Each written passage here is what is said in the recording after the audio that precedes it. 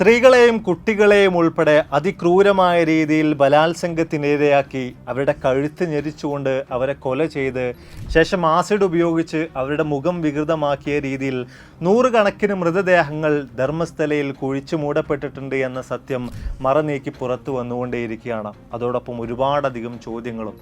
ആരാണ് ഈ കൊല ചെയ്യപ്പെട്ട 400-ലധികം ആളുകൾ? ആരാണ് ഇതിനെല്ലാം പുറകിൽ? ആരാണ് അതിക്രൂരമായ രീതിയിൽ ഇവരെ മരണത്തിലേക്ക് തള്ളിവിട്ടത്?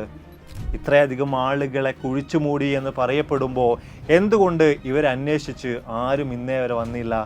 ഇത്തരത്തിലുള്ള ചോദ്യങ്ങളിലേക്കാണ്, ധർമ്മസ്ഥലയുമായി ചുറ്റിപ്പറ്റി നിൽക്കുന്ന ഞെട്ടിക്കുന്ന ചോദ്യങ്ങളിലേക്കാണ് ഇന്ന് ഞാൻ നിങ്ങളുടെ ശ്രദ്ധയെ ക്ഷണിക്കുന്നത്. Welcome back to F world. Aflu here.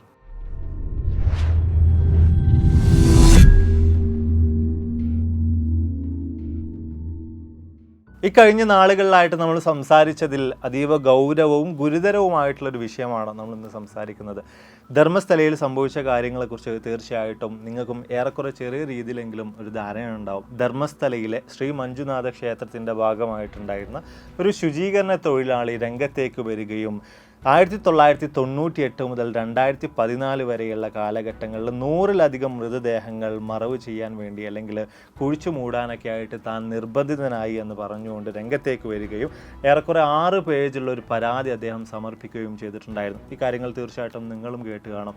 നമ്മുടെയൊക്കെ കമൻറ്റ് ബോക്സിലും അതുപോലെ തന്നെ ഇൻസ്റ്റഗ്രാം മെസ്സേജിലൊക്കെ ഒരുപാടധികം ആളുകൾ, നിങ്ങളുടെ കൂട്ടത്തിലുള്ള ഒരുപാടധികം ആളുകൾ ഈ വിഷയവുമായി ബന്ധപ്പെട്ടുകൊണ്ട് വീഡിയോ ചെയ്യാൻ വേണ്ടി പറഞ്ഞിട്ടുണ്ടായിരുന്നു. കഴിഞ്ഞ കുറച്ച് ദിവസങ്ങളായിട്ട് ഞാനും കുറച്ച് തിരക്കിലായിരുന്നു. അതോടൊപ്പം ഈ ഒരു വിഷയവുമായി ബന്ധപ്പെട്ട് കൂടുതൽ വിവരങ്ങളൊക്കെ തന്നെയും പുറത്തു വരട്ടെ എന്നുകൂടെ കരുതിയിട്ടായിരുന്നു നമ്മൾ വെയിറ്റ് ചെയ്തിട്ടുണ്ടായിരുന്നത്. എന്തൊക്കെ തന്നെയായാലും ഈ ഒരു വീഡിയോയിൽ ഈ ഒരു വിഷയവുമായി ബന്ധപ്പെട്ടുള്ള A to Z കാര്യങ്ങൾ നിങ്ങൾക്ക് മനസ്സിലാകുന്ന രീതിയിൽ നമ്മൾ കവർ ചെയ്യുന്നുണ്ട്. ഒരു പ്രോപ്പർ ടൈം ലൈൻ വെച്ചിട്ടാണ് നമ്മളത് പൂർണ്ണമായിട്ടും കവർ ചെയ്ത് പോകുന്നത്. സോ ഈ ഒരു വിഷയത്തെക്കുറിച്ച് നിങ്ങൾക്ക് കൃത്യമായിട്ട് മനസ്സിലാക്കണമെങ്കിൽ വീഡിയോ പൂർണ്ണമായിട്ടും കാണാൻ ശ്രമിക്കുക. നമുക്ക് ആദ്യം ഈ ധർമ്മസ്ഥല എന്ന് പറയുന്ന ഈ ഒരു സ്ഥലത്തിനെ കുറിച്ച് തന്നെ ഒന്ന് മനസ്സിലാക്കിയിട്ട് തുടങ്ങാം. ഈ ധർമ്മസ്ഥല എന്ന് പറയുന്നത് കർണാടകയിലെ ദക്ഷിണ കന്നഡ ജില്ലയിലെ നേത്രാവതി നദിക്ക് തീരത്ത് സ്ഥിതി ചെയ്യുന്ന ഒരു പ്രദേശമാണ്. ഇവിടെയാണ് 800 വർഷം പഴക്കമുള്ള ശ്രീ മഞ്ജുനാഥ ക്ഷേത്രം സ്ഥിതി ചെയ്യുന്നത്. ഇവിടെ നമ്മൾ പരിശോധിക്കുകയാണെങ്കിൽ ഒറ്റക്കല്ലിൽ തീർത്ത വലിയൊരു പ്രതിമ, ഗോമതേശ്വരയുടെ ഒരു വലിയ പ്രതിമയൊക്കെ തന്നെയും ഇവിടെയുണ്ട്. ഇതിൻ്റെയൊക്കെ ഭാഗമായിട്ട് തന്നെ നമ്മൾ പരിശോധിക്കുകയാണെങ്കിൽ സൗത്ത് ഇന്ത്യയിലെ തന്നെ ഒരുപാടധികം ഭക്തരായിട്ടുള്ള ആളുകൾ ദൈനം പ്രതി വന്നുകൊണ്ടിരിക്കുന്ന വളരെ പ്രശസ്തമായിട്ടുള്ളൊരു തീർത്ഥാടന കേന്ദ്രം കൂടിയാണ് ഈ ഒരു ധർമ്മസ്ഥല, അവിടെയുള്ള ഈ ഒരു ശ്രീ മഞ്ജുനാഥ ക്ഷേത്രം എന്നൊക്കെ പറയുന്നത്. ഓരോ ദിവസവും ആത്മശാന്തിയൊക്കെ തേടിക്കൊണ്ട് ഒരുപാടധികം ആളുകൾ ഇങ്ങോട്ടേക്ക് എത്തിച്ചേരുകയും ചെയ്യുന്നുണ്ട്. അതോടൊപ്പം തന്നെ ഒരു ജൈന കുടുംബം നിയന്ത്രിക്കുന്ന, ഭാരവാഹിത്വം വരിക്കുന്ന ഇന്ത്യയിലെ ഒരു ഹൈന്ദവ ക്ഷേത്രം എന്നൊരു പ്രത്യേകത കൂടെ ഈ ഒരു മഞ്ജുനാഥ ക്ഷേത്രത്തിനുള്ളതായിട്ട് നമുക്ക് കാണാൻ സാധിക്കുന്നുണ്ട്. പുറമേ നിന്ന് നമ്മൾ നോക്കുമ്പോൾ കാര്യങ്ങളെല്ലാം അടിപൊളിയാണ്. ഓരോ ദിവസവും ഒരുപാടധികം ആളുകൾക്ക് സൗജന്യമായ രീതിയിൽ ഇവിടുന്ന് ഭക്ഷണ വിതരണം പോലും നടക്കുന്നുണ്ട്. ഈ ഒരു ക്ഷേത്ര ട്രസ്റ്റിൻ്റെ ഭാഗമായിട്ടുള്ള വ്യത്യസ്ത പ്രവർത്തനങ്ങളൊക്കെ തന്നെ നടക്കുന്നുണ്ട്. എല്ലാം വളരെ നീറ്റ് ആൻഡ് ക്ലിയർ ആയിട്ടുള്ളതായിട്ടാണ് നമുക്ക് കാണാൻ സാധിക്കുന്നത്. പക്ഷേ നിലവിലുള്ള ഈ ഒരു അലഗേഷൻസ് ഒക്കെ തന്നെ എടുത്ത് പരിശോധിച്ച് നോക്കുകയാണെങ്കിൽ, വലിയ തോതിൽ വിവാദമായിക്കൊണ്ടിരിക്കുന്ന കാര്യങ്ങൾ എടുത്ത് പരിശോധിച്ച് നോക്കുകയാണെങ്കിൽ, ഈ ക്ഷേത്രം ഭാരവാഹികളുമായി ബന്ധപ്പെട്ടാണ് ഇത്തരം കാര്യങ്ങളൊക്കെ തന്നെയും വലിയ തോതിൽ ഉയർന്നു വന്നിട്ടുള്ള എന്നൊരു കാര്യത്തെക്കുറിച്ച് നമുക്കവിടെ കാണാൻ സാധിക്കുന്നുണ്ട്. അതിൽ പല റിപ്പോർട്ടുകൾ നമ്മൾ നോക്കുമ്പോൾ പല ആളുകളും, പ്രത്യേകിച്ച് പല ആക്ഷൻ കമ്മിറ്റികൾ, ആക്ഷൻ കൗൺസിൽ അംഗങ്ങൾ പോലും ഇതിലെ ആളുകളുടെ പേരുകൾ പോലും എടുത്തു പറഞ്ഞിട്ടുള്ളതായിട്ടുള്ള അഭിപ്രായ പ്രകടനങ്ങൾ നടത്തിയിട്ടുള്ള കാര്യങ്ങൾ കൂടെ നമുക്കവിടെ കാണാൻ സാധിക്കുന്നുണ്ട്. കൂടുതലായിട്ട് അതിലേക്കൊന്നും നമ്മൾ പോകുന്നില്ല. നമ്മൾ പ്രധാനമായിട്ടും ഇൻ്റർനെറ്റിൽ, പ്രത്യേകിച്ച് വ്യത്യസ്ത മാധ്യമങ്ങളിലൊക്കെ തന്നെ വന്നിട്ടുള്ള ട്രസ്റ്റഡ് ആയിട്ടുള്ള, വിശ്വാസയോഗ്യമായിട്ടുള്ള ഡാറ്റകൾ വെച്ചിട്ടാണ് ഈ വീഡിയോയിൽ കാര്യങ്ങളൊക്കെ തന്നെയും പറഞ്ഞു പോകുന്നത്. സോ ഇവിടെ ഒരു ടൈം ലൈൻ രീതിയിൽ ഈ ഒരു വർഷം നടന്നിട്ടുള്ള പ്രധാനമായിട്ടുള്ള കാര്യങ്ങളെക്കുറിച്ച് പരിശോധിച്ച് നോക്കുകയാണെങ്കിൽ അതിൽ ഏറ്റവും ആദ്യമായിട്ട് ഒന്നാമതായിട്ട് വരുന്ന കാര്യം സൗജന്യ കേസുമായി ബന്ധപ്പെട്ടുള്ളതാണ്. തീർച്ചയായിട്ടും ഇപ്പോൾ നിങ്ങൾ ചിന്തിക്കുന്നുണ്ടാവും, ഈ ശുചീകരണ തൊഴിലാളിയുമായി ബന്ധപ്പെട്ടല്ലേ ഈ വിഷയങ്ങൾ ഇത്ര അധികം ഗുരുതരമായിട്ട് വന്നിട്ടുള്ളത്, ഈ ഒരു ധർമ്മസ്ഥലയുമായി ബന്ധപ്പെട്ടുള്ള കാര്യങ്ങൾ എല്ലാവരും ചർച്ച ചെയ്യാൻ ആരംഭിച്ചിട്ടുള്ള എന്നൊരു കാര്യം. പക്ഷേ സൗജന്യ കേസുമായി ബന്ധപ്പെട്ടുകൊണ്ട് ഓൾറെഡി കർണാടകയിൽ വലിയ തോതിൽ തന്നെ വ്യത്യസ്ത രീതിയിൽ ഇതുമായി ബന്ധപ്പെട്ടുകൊണ്ടുള്ള പ്രതിഷേധങ്ങളും വലിയ ചർച്ചകളും ഒക്കെ തന്നെ നടന്നു വരുന്നുണ്ടായിരുന്നു. അതിനും അപ്പുറത്തേക്ക് ഈ ഒരു വെളിപ്പെടുത്തലുകൾ കൂടെ വന്നപ്പോൾ ഇത് ഇന്ത്യ ഒന്നടങ്കം ശ്രദ്ധിക്കുന്ന ഒരു കേസ് എന്ന രീതിയിലേക്ക് മാറി വരികയാണ് ചെയ്തിട്ടുള്ളത്. ഇനി ആരാണ് ഈ ഒരു സൗജന്യ, എന്താണ് അവർക്ക് സംഭവിച്ചെന്ന കാര്യത്തെക്കുറിച്ച് നോക്കുകയാണെങ്കിൽ 2012 ഒക്ടോബർ 9 കോളേജ് കഴിഞ്ഞ് വീട്ടിലേക്ക് മടങ്ങുകയായിരുന്ന സൗജന്യയെ ബസ് സ്റ്റോപ്പിൽ വെച്ചുകൊണ്ട് കാണാതാവുകയാണ്. അതിനുശേഷം പിറ്റേന്ന് നേത്രാവതി നദിയുടെ തീരത്ത് നിന്നും സൗജന്യയുടെ മൃതദേഹം കണ്ടെടുക്കുകയാണ്. 17 വയസ്സായിരുന്നു സൗജന്യയുടെ പ്രായം എന്ന് പറയുന്നത്. പോസ്റ്റ്മോർട്ടം റിപ്പോർട്ടിൽ അതിക്രൂരമായ രീതിയിൽ അവർ റേപ്പ് ചെയ്യപ്പെട്ടിട്ടുണ്ടായിരുന്നു എന്ന രീതിയിലുള്ള കാര്യങ്ങളൊക്കെ തന്നെയും പുറത്തു വന്നിട്ടുണ്ടായിരുന്നു. ഈ ഒരു വിഷയം വലിയ രീതിയിൽ തന്നെ അവിടെ അന്ന് ആളിപ്പടർന്നിട്ടുണ്ടായിരുന്നു. വലിയ പ്രതിഷേധ പ്രക്ഷോഭങ്ങളൊക്കെ തന്നെയും അരങ്ങേറിയിട്ടുണ്ടായിരുന്നു. സ്റ്റുഡൻസിൻ്റെ നേതൃത്വത്തിൽ വലിയ നീണ്ട റാലികളും മറ്റുമൊക്കെ ഇതിനെതിരായിട്ട് നടന്നിട്ടുണ്ടായിരുന്നു. അങ്ങനെ ഇതിൻ്റെ എല്ലാം അനന്തരഫലം എന്നോണം മാനസിക രോഗിയായിട്ടുള്ള സന്തോഷ് റാവു എന്ന പേരുള്ള ഒരു വ്യക്തിയെ പോലീസുകാർ പിടികൂടുകയാണ്. ഈ ധർമ്മസ്ഥല മഞ്ജുനാഥ ക്ഷേത്രം ട്രസ്റ്റിൻ്റെ ഒരു ജീവനക്കാരനായിട്ടുള്ള വ്യക്തിയായിരുന്നു ഇദ്ദേഹം. പക്ഷേ ഇയാളെക്കുറിച്ച് നോക്കുകയാണെങ്കിൽ ഇയാൾ ചില പ്രശ്നങ്ങളുള്ള, അതായത് സൈക്കോളജിക്കലി പ്രശ്നങ്ങൾ, മാനസിക രോഗിയായിട്ടുള്ള ഒരു വ്യക്തി കൂടിയായിരുന്നു. അതോടൊപ്പം തന്നെ ഇയാളെ അറസ്റ്റ് ചെയ്തിട്ടുണ്ടായിരുന്ന സമയത്ത് തന്നെ ഉയർന്നു വന്നിട്ടുണ്ടായിരുന്ന ഒരു അലഗേഷൻ ഉണ്ടായിരുന്നു. ഇയാളെ ഫോഴ്സ് ചെയ്തുകൊണ്ട് പോലീസുകാർ നിർബന്ധിച്ചുകൊണ്ട് ഈ ഒരു കുറ്റം ഏറ്റെടുക്കാൻ സമ്മതിപ്പിച്ചതാണ് എന്ന് തുടങ്ങിയിട്ടുള്ള കാര്യങ്ങൾ. എന്തൊക്കെ തന്നെ ആയാലും അന്ന് അയാൾ അറസ്റ്റ് ചെയ്യപ്പെടുന്നുണ്ട്. പിന്നീടുള്ള കാലമൊക്കെ തന്നെയും അയാൾ ജയിലിൽ അടക്കപ്പെടുന്നുണ്ട്.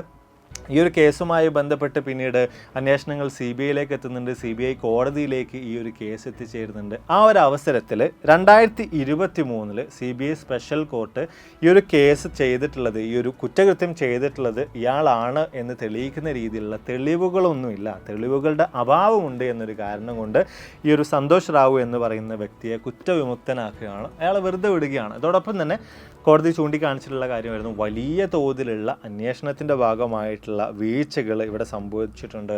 അന്വേഷണത്തിൽ ആ ഒരു പ്രാഥമികമായിട്ടുള്ള കാര്യങ്ങളിൽ പോലും വലിയ വീഴ്ചകൾ വന്നിട്ടുണ്ട് എന്ന് തുടങ്ങിയിട്ടുള്ള കാര്യങ്ങൾ. ഇതോടുകൂടെ തങ്ങളുടെ മകളുടെ കൊലപാതകങ്ങൾക്ക് അർഹമായ ശിക്ഷ മേടിച്ചു കൊടുക്കുന്ന കാര്യത്തിൽ പരാജയപ്പെട്ട ഒരു അവസ്ഥയിലേക്ക് സൗജന്യയുടെ മാതാപിതാക്കൾ എത്തിച്ചേരുകയാണ്. പിന്നെയും ഇതുമായി ബന്ധപ്പെട്ട രീതിയിലുള്ള വ്യത്യസ്ത പ്രതിഷേധ പരിപാടികൾ, പ്രതിഷേധപരമായിട്ടുള്ള കാര്യങ്ങളൊക്കെ തന്നെ അരങ്ങേറുന്നുണ്ട്. ഇതിനെല്ലാം ശേഷം പിന്നീട് ഈ കഴിഞ്ഞ ഫെബ്രുവരി 27 സമീർ MD എന്ന് പറയുന്ന ഒരു യൂട്യൂബർ അയാളുടെ യൂട്യൂബ് ചാനലിൽ സൗജന്യ കേസുമായി ബന്ധപ്പെട്ടുകൊണ്ട് ഒരു വീഡിയോ പബ്ലിഷ് ചെയ്യുന്നുണ്ട്. വലിയ ഗുരുതരമായിട്ടുള്ള പല അലിഗേഷൻസും അയാൾ അതിൽ എടുത്തു വെച്ചിട്ടുണ്ടായിരുന്നു. ഈ ക്ഷേത്രം ട്രസ്റ്റൊക്കെ ബന്ധപ്പെട്ടുകൊണ്ട് അതിൻ്റെ ഭാരവാഹികളുമായി ബന്ധപ്പെട്ടുകൊണ്ടൊക്കെ പല രീതിയിലുള്ള കാര്യങ്ങളും അയാൾ എടുത്തു വെച്ച രീതിയിൽ തന്നെയാണ് ആ വീഡിയോ ചെയ്തിട്ടുണ്ടായിരുന്നത്.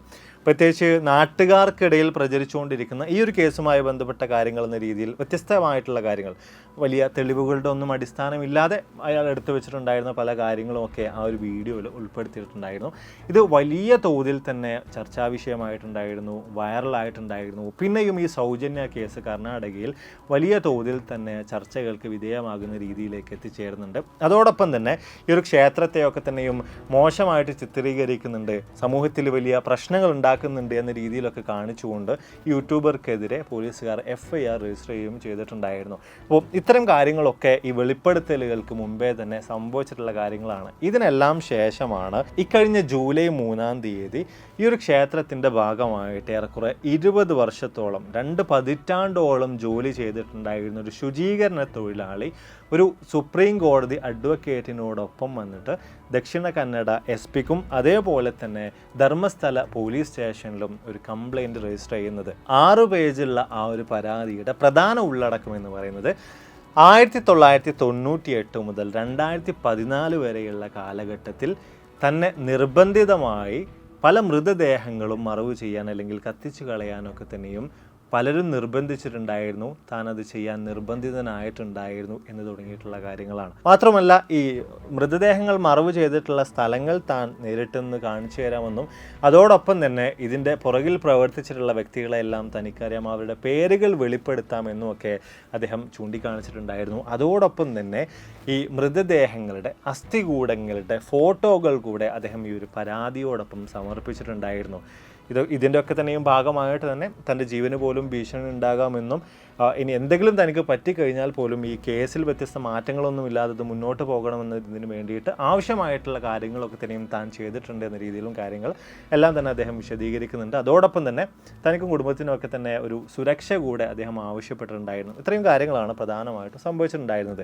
ഇനി ഈ വ്യക്തിയുടെ കാര്യം തന്നെ നോക്കുകയാണെങ്കിൽ 1995 ഈ ധർമ്മസ്ഥലയിലെ മഞ്ജുനാഥ ക്ഷേത്രത്തിൽ ശുചീകരണ വിഭാഗത്തിൽ അയാൾ ജോലിക്ക് കയറുന്നത്. ക്ഷേത്രത്തോട് ചേർന്നിട്ടുള്ള പുഴയോര മേഖലയും വനാതിർത്തിയും ഒക്കെ ക്ലീൻ ചെയ്യുക എന്നുള്ളതായിരുന്നു അയാളിൽ അർപ്പിതമായിട്ടുണ്ടായിരുന്ന പ്രധാനമായിട്ടുള്ള ചുമതലകൾ എന്ന് പറയുന്നത്. വർഷം അങ്ങനെ മുന്നോട്ട് കടന്നു പോവുകയാണ്. വ്യത്യസ്ത രീതിയിലുള്ള കൊള്ളരുതായ്മകളും വ്യത്യസ്ത പ്രശ്നങ്ങളും ഒക്കെ തന്നെ മുന്നോട്ട് സംഭവിക്കുന്നുണ്ട്. അങ്ങനെ ഇരിക്കെ 3 വർഷം പിന്നിടുമ്പോൾ ആദ്യമായിട്ട് ഇയാളോട് ഒരു മൃതദേഹം കുഴിച്ചു മൂടാൻ വേണ്ടി ആവശ്യപ്പെടുകയാണ്. ഇയാളുടെ മേലുദ്യോഗസ്ഥനാണ് ഈ ഒരു കാര്യം ഇയാളെ കൊണ്ട് ചെയ്യിപ്പിച്ചിട്ടുണ്ടായിരുന്നത്. ഇയാളൊരു ദളിതനായിട്ടുള്ള വ്യക്തിയാണെന്നാണ് നമുക്ക് മനസ്സിലാക്കാൻ സാധിക്കുന്നത്. ഇത്തരത്തിലാണ് പല മാധ്യമങ്ങളിലും പരിശോധിച്ച് നോക്കുമ്പോൾ അവിടെയൊക്കെ ഉള്ളത്. ഒരു സ്ത്രീയുടെ മൃതദേഹമാണ് ആദ്യമായിട്ട് ഇയാളെ കൊണ്ട് മറവ് ചെയ്യിപ്പിച്ചിട്ടുണ്ടായിരുന്നത്. മാത്രമല്ല പിന്നെയും ഇതേ ഒരു പ്രവൃത്തി, ഇത്തരത്തിലുള്ള പ്രവൃത്തികൾ തുടർന്നുകൊണ്ടിരിക്കുകയാണ്. ആദ്യം ഇയാൾ വിചാരിച്ചിട്ടുള്ളത് ഒന്നുകിൽ ആത്മഹത്യ ചെയ്തിട്ടുള്ള സ്ത്രീകളുടെ ആളുകളുടെ, അതല്ല എന്നുണ്ടെങ്കിൽ പുഴയിലൊക്കെ തന്നെയും വീണിട്ട് മരണപ്പെട്ടിട്ടുള്ള ആളുകൾ, ആക്സിഡൻ്റലി മുങ്ങി മരിച്ചിട്ടുള്ള ആളുകൾ, ഇവരുടെയൊക്കെ മൃതദേഹമാണ് തന്നെ കൊണ്ട് ഇത്തരത്തിൽ മറവ് ചെയ്യിപ്പിക്കുന്നത് എന്നൊരു കാര്യമായിരുന്നു. എന്നാൽ പിന്നീട് അയാൾക്ക് കാര്യങ്ങളൊക്കെ തന്നെയും വളരെ ക്ലിയർ ആയിട്ട് തന്നെ മനസ്സിലാകാൻ ആരംഭിക്കുകയാണ്. ഈ മൃതദേഹങ്ങൾ അതിൽ ഭൂരിഭാഗവും സ്ത്രീകളും അതുപോലെ തന്നെ പെൺകുട്ടികളുമായിരുന്നു എന്ന് പറയുന്നു. ഇവരുടെ ശരീരത്തിലൊക്കെ തന്നെയും വ്യത്യസ്ത രീതിയിലുള്ള പാടുകൾ ഉണ്ടായിരുന്നു. വളരെ ക്രൂരമായ രീതിയിൽ ബലാത്സംഗത്തിന് ഇരയാക്കിയതിൻ്റെ വ്യത്യസ്ത അടയാളങ്ങൾ ഉണ്ടായിരുന്നു. അവരെ കഴുത്ത് ഞെരിച്ച് കൊല്ലുന്നതിൻ്റെ പാടുകൾ ഉണ്ടായിരുന്നു. മാത്രവുമല്ല ഭൂരിഭാഗം ആളുകളും വിവസ്ത്രരായിട്ടുള്ള രീതിയിലോ പേപ്പറിലോ മറ്റോ ഒക്കെ പൊതിഞ്ഞ രീതിയിലൊക്കെ ആയിരുന്നു. അതോടൊപ്പം തന്നെ ഭൂരിഭാഗം ആളുകൾക്കും അടിവസ്ത്രം പോലും ഉണ്ടായിരുന്നില്ല. ഈ ഒരു അവസ്ഥയിലാണ് ഈ മൃതദേഹങ്ങളൊക്കെ തന്നെയും ലഭിച്ചിട്ടുണ്ടായിരുന്നത്. അതിൽ തന്നെ ഓരോ ദിവസവും ഇയാളെ ഓരോ സ്ഥലത്തേക്ക് വിളിച്ചുകൊണ്ട് പോവുകയും അവിടെ ചെല്ലുന്ന അവസരത്തിൽ ഇത്തരത്തിൽ മൃതദേഹങ്ങൾ ഉണ്ടാകുമോ, മൃതദേഹങ്ങൾ ഇയാളെ കൊണ്ട് മറവ് ചെയ്യിപ്പിക്കുമെന്ന രീതിയിലൊക്കെ തന്നെ ഇയാൾ വിശദീകരിക്കുന്നതായിട്ട് നമുക്ക് മാധ്യമങ്ങളിൽ കാണാൻ സാധിക്കുന്നുണ്ട്. മാത്രമല്ല വളരെയധികം ഷോക്കിംഗ് ആയിട്ടുള്ള 2 കാര്യങ്ങൾ ഇയാൾ എടുത്തു പറയുന്നുണ്ട്. അതിലൊരു സംഭവം നടക്കുന്നത് 2010-ലാണ്. ഇത്തരത്തിൽ തന്നെ മേലുദ്യോഗസ്ഥനിൽ നിന്ന് ഇയാൾക്ക് വിളി വരുന്നു. ഇയാൾ നേരെ അങ്ങോട്ടേക്ക് ചെല്ലുന്നു. അപ്പോൾ അവിടെ കാണുന്നത് ഒരു സ്കൂൾ യൂണിഫോം ധരിച്ചിട്ടുള്ള 13-14 വയസ്സ് മാത്രം പ്രായമുള്ള ഒരു പെൺകുട്ടിയാണ്. ആ സ്കൂൾ യൂണിഫോം ധരിച്ചിട്ടുള്ള സ്കേർട്ട് കാര്യങ്ങളൊന്നും ഉണ്ടായിരുന്നില്ല, അടിവസ്ത്രമൊന്നും ആ കുട്ടിക്ക് ഉണ്ടായിരുന്നില്ല എന്ന് പറയപ്പെടുന്നു. ആ ഒരു കുട്ടിയെ സ്കൂൾ ബാഗ് ഉൾപ്പെടെ മറവ് ചെയ്യാനാണ് അയാളോട് ഈ ഒരു അവസരത്തിൽ ആവശ്യപ്പെട്ടിട്ടുണ്ടായിരുന്നത്. അതീവ ഗുരുതരമായിട്ടുള്ള കാര്യങ്ങൾ തന്നെയാണ് ഇത്തരത്തിൽ അയാൾ വെളിപ്പെടുത്തുന്നത്. ഇതുപോലെ തന്നെ മറ്റൊരു സംഭവം അയാൾ പറയുന്നത് 20 വയസ്സുകാരിയായിട്ടുള്ളൊരു സ്ത്രീയുടെ മൃതദേഹവും ഇതുപോലെ തന്നെ പേപ്പറിൽ പൊതിഞ്ഞ രീതിയിൽ കൊണ്ടുവരപ്പെട്ടിട്ടുണ്ടായിരുന്നു. അവരുടെ മുഖമൊക്കെ തന്നെയും ആസിഡ് ഒഴിച്ച് വികൃതമാക്കിയ രീതിയിലാണ് ഉണ്ടായിരുന്നത്.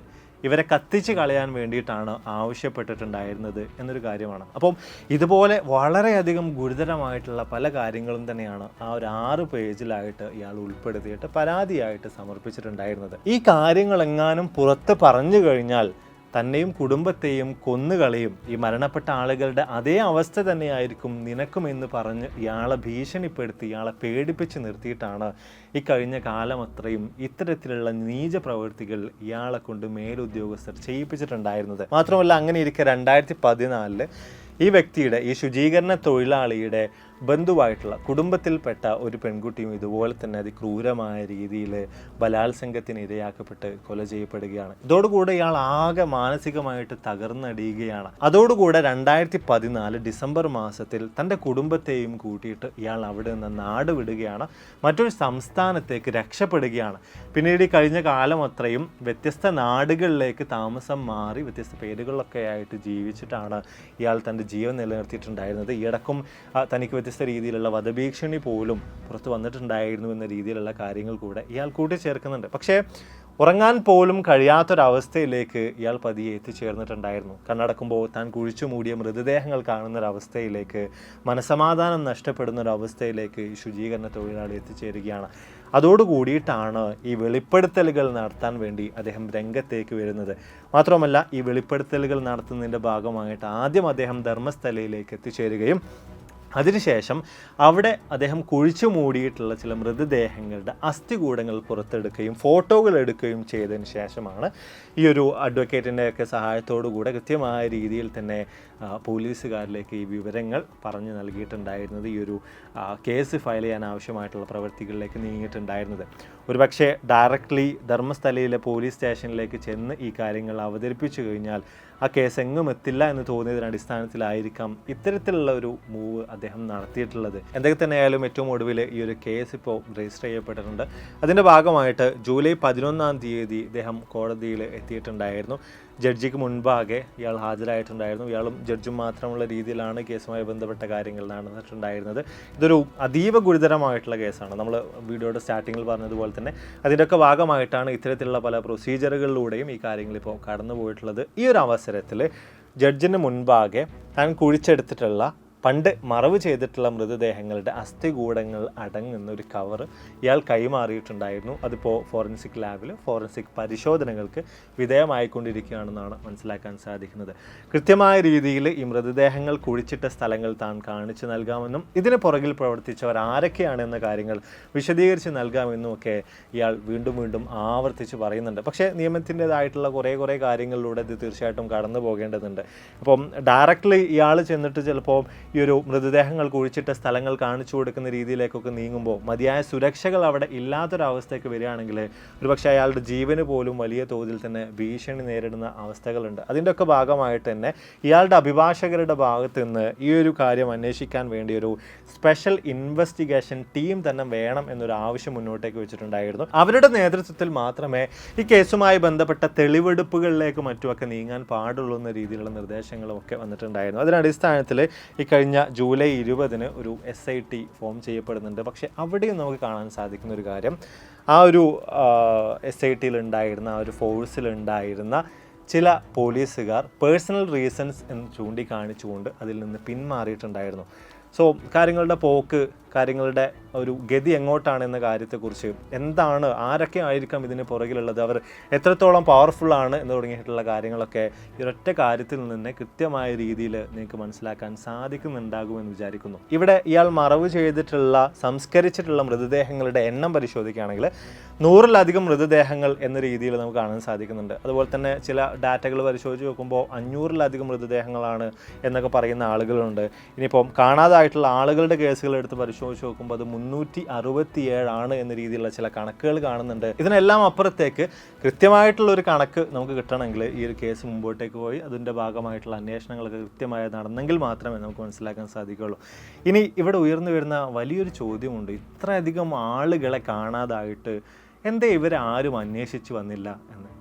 ഇവിടെ ഈ ഒരു ധർമ്മസ്ഥലയുമായി ബന്ധപ്പെട്ടുകൊണ്ട് നമ്മൾ പരിശോധിച്ച് നോക്കുകയാണെങ്കിൽ മുൻപും ഇത്തരത്തിലുള്ള വ്യത്യസ്ത കേസുകൾ, പ്രത്യേകിച്ച് റേപ്പ് കേസുകളും മറ്റുമൊക്കെ നടന്നിട്ടുണ്ട്. അതുപോലെ മിസ്സിംഗ് കേസുകൾ നടന്നിട്ടുണ്ട്. അപ്പം അതിൻ്റെ ഒക്കെ തന്നെ ഒരു പശ്ചാത്തലം എടുത്ത് പരിശോധിച്ച് നോക്കുമ്പോൾ അതിൽ പരാതി പറയാൻ പോലീസ് സ്റ്റേഷനിലേക്ക് എത്തുന്ന അവസരത്തിൽ അവരൊക്കെ തന്നെയും നിരാശരാക്കി കേസ് പോലും രജിസ്റ്റർ ചെയ്യാണ്ട് തിരിച്ച് പറഞ്ഞയക്കുന്ന കാര്യങ്ങൾ അവിടെ സംഭവിച്ചിട്ടുള്ളതായിട്ട് നമുക്ക് മനസ്സിലാക്കാൻ സാധിക്കുന്നുണ്ട്. വ്യത്യസ്ത കേസുകൾ അത്തരത്തിൽ ഇപ്പോൾ ഈ ഒരു വിഷയവുമായി ബന്ധപ്പെട്ട്, ഈ ഒരു കേസുമായി ബന്ധപ്പെട്ടുള്ള ചർച്ചകളുടെ ഭാഗമായിട്ട് ഉയർന്നു വരുന്നുണ്ട്. അതോടൊപ്പം തന്നെയും നമ്മൾ മുമ്പേ വീഡിയോയുടെ തുടക്കത്തിൽ പറഞ്ഞു വെച്ച സൗജന്യയുടെ കേസ്, ആ ഒരു കേസിൽ തന്നെ നമ്മൾ പരിശോധിക്കുകയാണെങ്കിൽ അതിൽ ആൾ മാറിയിട്ടാണ് സൗജന്യയെ തട്ടിക്കൊണ്ടുപോയിട്ടുള്ളതെന്ന രീതിയിലുള്ള ചില കാര്യങ്ങളൊക്കെ ഉയർന്നു വന്നിട്ടുണ്ടായിരുന്നു. അതോടൊപ്പം തന്നെ സാക്ഷി പറയാൻ വേണ്ടി മുന്നോട്ടേക്ക് വന്നിട്ടുണ്ടായിരുന്ന 8 ആളുകൾ ദുരൂഹ സാഹചര്യത്തിൽ കൊല ചെയ്യപ്പെട്ടിട്ടുണ്ടായിരുന്നുവെന്ന് ഈ സൗജന്യ കേസിൻ്റെ ആക്ഷൻ കൗൺസിൽ അംഗമായിട്ടുള്ളൊരു വ്യക്തി വിശദീകരിക്കുന്നുണ്ട്. അതുപോലെ തന്നെ ഇത്തരത്തിൽ പരാതി പറയാൻ വേണ്ടി പോലീസ് സ്റ്റേഷനിലേക്ക് എത്തിയിട്ടുണ്ടായിരുന്ന പല ആളുകൾ അവർ പിന്നീട് അതിക്രൂരമായ രീതിയിൽ മർദ്ദനത്തിന് ഇരയാക്കപ്പെട്ടിട്ടുണ്ടായിരുന്നു എന്ന് തുടങ്ങിയിട്ടുള്ള വാർത്തകളും നമുക്ക് ഇതുപോലെ തന്നെ ഇപ്പോൾ ഉയർന്നു വരുന്നതായിട്ട് കാണാൻ സാധിക്കുന്നുണ്ട്. സോ വളരെ പവർഫുള്ളായിട്ടുള്ള ചില ആളുകളൊക്കെ തന്നെയും ഈ കേസുകളുടെ ഒക്കെ പുറകിലുണ്ട് എന്ന കാര്യങ്ങളിലേക്ക് തന്നെയാണ് ഇതെല്ലാം തന്നെ ഒരുപോലെ വിരൽ ചൂണ്ടുന്നത്. ഇനി ഈ ധർമ്മസ്ഥലയിലെ കേസുമായി ബന്ധപ്പെട്ടുകൊണ്ട് ഇനി എന്തെല്ലാം കാര്യങ്ങളാണ് സംഭവിക്കുക, കൃത്യമായ രീതിയിൽ ഈ കുഴിച്ചു മൂടപ്പെട്ട മൃതദേഹങ്ങളൊക്കെ തന്നെയും പുറത്തെടുക്കുമോ, എന്തെല്ലാം ഇനി ഘട്ടം ഘട്ടമായിട്ട് നടക്കുമെന്ന കാര്യത്തെക്കുറിച്ച് നമ്മൾ നോക്കുകയാണെങ്കിൽ അടുത്തതായിട്ട് ചെയ്യേണ്ട ഒരു കാര്യം ഈ ശുചീകരണ തൊഴിലാളി പറഞ്ഞു നൽകുന്ന സ്ഥലങ്ങളിലൊക്കെ തന്നെയും കുഴിച്ചു നോക്കുക, അവിടെ നിന്നും ഈ മൃതദേഹ അവശിഷ്ടങ്ങൾ പുറത്തെടുക്കുക എന്ന് പറഞ്ഞൊരു കാര്യമാണ്. പക്ഷേ മുമ്പ് പറഞ്ഞതുപോലെ തന്നെ നിയമത്തിൻ്റെ വ്യത്യസ്ത ഘട്ടങ്ങളിലൂടെ കടന്നു പോകേണ്ടതുണ്ട്. കോർട്ട് ഓർഡറൊക്കെ തന്നെയും ലഭിച്ചതിന് ശേഷം മാത്രമേ ഒരു മാസ് എക്സ്കവേഷനിലേക്ക് നീങ്ങാനായിട്ട് സാധിക്കുകയുള്ളൂ. അപ്പോൾ അതിനൊക്കെ വേണ്ടിയിട്ട് വെയിറ്റിങ്ങിലാണെന്നാണ് നമുക്ക് മനസ്സിലാക്കാൻ സാധിക്കുന്നത്. അപ്പം അത് കിട്ടിക്കഴിഞ്ഞാൽ കൃത്യമായ രീതിയിൽ തന്നെ കുഴിയെടുത്ത് അവിടെയുള്ള മൃതദേഹങ്ങളെ പുറത്തെടുക്കാൻ ആവശ്യമായിട്ടുള്ള നടപടിക്രമങ്ങളിലേക്ക് നീങ്ങുന്നതായിരിക്കും. ഫോറൻസിക്കിൻ്റെ ഭാഗമായിട്ടുള്ള അന്വേഷണങ്ങൾ നടക്കുന്നതായിരിക്കും. മാത്രമല്ല ഇതോടൊപ്പം തന്നെ ഈ ഒരു ടൈം പീരീഡിൽ 98 മുതൽ 2014 വരെയുള്ള മിസ്സിംഗ് കേസുകളുമായി ബന്ധപ്പെട്ട അന്വേഷണങ്ങളും പോലീസിൻ്റെ ഭാഗമായിട്ട് നടക്കുന്നുണ്ട് എന്ന കാര്യം കൂടെ ഇതുമായി ബന്ധപ്പെട്ടുകൊണ്ട് നമുക്ക് കാണാൻ സാധിക്കുന്നുണ്ട്. ഇവിടെയൊക്കെ വലിയൊരു വെല്ലുവിളിയായിട്ടുള്ളത് മിസ്സിംഗ് കേസുകളിൽ പലതും റിപ്പോർട്ട് ചെയ്യപ്പെട്ടിട്ടില്ല, അതിനൊന്നും FIR രജിസ്റ്റർ ചെയ്യപ്പെട്ടിട്ടില്ല, അല്ലെങ്കിൽ ഇവർ പോലീസ് സ്റ്റേഷനിലേക്ക് എത്തിയിട്ടില്ല. അതല്ല എന്നുണ്ടെങ്കിൽ പോലീസുകാർ ഈ കേസുകൾ രജിസ്റ്റർ ചെയ്യപ്പെട്ടിട്ടില്ല. അത്തരത്തിലുള്ള ഒരുപാടധികം കേസുകൾ ഉണ്ടാകാനുള്ള സാധ്യതകളുണ്ട് എന്ന് പറയുന്നൊരു കാര്യമാണ്. സോ അങ്ങനെയുള്ളൊരു അവസരത്തിൽ ഈ മൃതദേഹ അവശിഷ്ടങ്ങൾ വെച്ചുകൊണ്ട് ആരാണ് ഈ മരണപ്പെട്ടത് എന്ന കാര്യങ്ങളൊക്കെ തെളിയിക്കാനൊക്കെ വലിയ തോതിൽ തന്നെ ബുദ്ധിമുട്ട് അവിടെ നേരിടേണ്ടതായിട്ടും വരുന്നുണ്ട്. അപ്പോൾ എന്തായാലും നമ്മൾ വീഡിയോസോടെ വൈൻഡപ്പിയാണ്. ധർമ്മസ്ഥല കേസുമായി ബന്ധപ്പെട്ടുകൊണ്ട് വളരെ കൃത്യമായ രീതിയിൽ നിങ്ങൾക്കൊരു ഐഡിയ ലഭിച്ചു കാണുമെന്ന് വിചാരിക്കുന്നു. ഞാൻ ഈ പറഞ്ഞു പോയതിൽ എന്തെങ്കിലും കാര്യങ്ങൾ വിട്ടുപോയിട്ടുണ്ടെങ്കിൽ തീർച്ചയായിട്ടും താഴെ രേഖപ്പെടുത്താൻ മറക്കരുത്. പ്രത്യേകിച്ച് എടുത്ത് പറയേണ്ട ഒരു കാര്യം, വ്യത്യസ്ത മാധ്യമങ്ങളിൽ നിന്ന് ലഭ്യമായിട്ടുള്ള വ്യത്യസ്ത ട്രസ്റ്റഡ് ആയിട്ടുള്ള സോഴ്സുകളിൽ നിന്ന് ലഭ്യമായിട്ടുള്ള വിവരങ്ങൾ മാത്രമാണ് നമ്മൾ ഈ ഒരു വീഡിയോയിൽ ഉൾപ്പെടുത്തിയിട്ടുള്ളത്. അല്ലാതെ നമ്മുടെ കയ്യിൽ നിന്നും ആഡ് ചെയ്തിട്ടുള്ള അല്ലെങ്കിൽ നമ്മളായിട്ട് അന്വേഷിച്ച് കണ്ടെത്തിയ രീതിയിലുള്ള കാര്യങ്ങളൊന്നും ഏതായാലും ഇതിലില്ല. അപ്പം നമുക്ക് ലഭ്യമായിട്ടുള്ള കാര്യങ്ങൾ അതേ രീതിയിൽ നിങ്ങളിലേക്ക് അവതരിപ്പിച്ചു എന്ന് മാത്രമേ ഉള്ളൂ. വിട്ടുപോയിട്ടുള്ള കാര്യങ്ങൾ തീർച്ചയായിട്ടും നിങ്ങൾക്ക് താഴെ കൂട്ടിച്ചേർക്കാം. ഇത്രയും കാര്യങ്ങളെല്ലാം കേട്ട് കഴിഞ്ഞതിന് ശേഷം നിങ്ങൾക്ക് എന്ത് തോന്നുന്നു? ഈ ഒരു വിഷയത്തെ മുൻപും പുറത്തേക്ക് കൊണ്ടുവരാൻ ഈ ധർമ്മസ്ഥലയിലെ ശ്രീരാമനാഥ ക്ഷേത്രവുമായി ബന്ധപ്പെട്ടൊക്കെ തന്നെയുമുള്ള അതിൻ്റെ പുറകുവശത്തുള്ള അതിൻ്റെ ഒരു ഡാർക്ക് സൈഡിനെ പുറത്ത് കൊണ്ടുവരാൻ വേണ്ടി മുമ്പും പല ആളുകളും ശ്രമിച്ചിട്ടുണ്ടായിരുന്നു. അവരിൽ പല ആളുകളും ജീവനോടുകൂടെ ഇല്ല എന്നൊക്കെയാണ് നമുക്ക് മനസ്സിലാക്കാൻ സാധിക്കുന്നത്. പ്രത്യേകിച്ച് ചില മാധ്യമ പ്രവർത്തകരൊക്കെ തന്നെയും അതിനു വേണ്ടിയിട്ട് മുന്നിട്ടിറങ്ങുകയും ചെയ്തിട്ടുണ്ടായിരുന്നു. ഇത്രയൊക്കെ കേട്ടിട്ട് ഇതിന് പുറകിൽ ആരായിരിക്കും എന്നാണ് നിങ്ങൾക്ക് തോന്നുന്നത്? വലിയൊരു വിഭാഗം തന്നെ ഈ ഒരു ക്ഷേത്രത്തിൻ്റെ നടത്തിപ്പുകാരായിട്ടുള്ള കുടുംബത്തിന് നേർക്ക് വിരൽ ചൂണ്ടുന്നുണ്ട്. എന്നാൽ മറുഭാഗത്ത് ഇവർക്ക് പറയാനുള്ളത്, ക്ഷേത്രത്തിൻ്റെ ഭാഗമായിട്ടുള്ള ഭാരവാഹികളായിട്ടുള്ള ആളുകൾക്ക് പറയാനുള്ളത്, ക്ഷേത്രത്തെ പൂർണ്ണമായിട്ടും തകർക്കാൻ, അതിൻ്റെ ആ ഒരു പവിത്രതയെ നഷ്ടപ്പെടുത്താനൊക്കെ വേണ്ടിയിട്ട് അതിഗൂഢമായ രീതിയിൽ നടക്കുന്ന ചില ഗൂഢാലോചനയുടെ ഭാഗമായിട്ടുള്ള കാര്യങ്ങൾ മാത്രമാണ് ഇതെന്ന രീതിയിലാണ്. നിങ്ങൾക്ക് എന്ത് തോന്നുന്നു? നിങ്ങളുടെ അഭിപ്രായങ്ങൾ തീർച്ചയായിട്ടും താഴെ രേഖപ്പെടുത്താൻ മറക്കരുത്. ഇതിൽ നല്ല ഒരുപാട് വീഡിയോസുകളുമായിട്ട് കണ്ടുമുട്ടാം എന്ന പ്രതീക്ഷയോടെ ബൈ.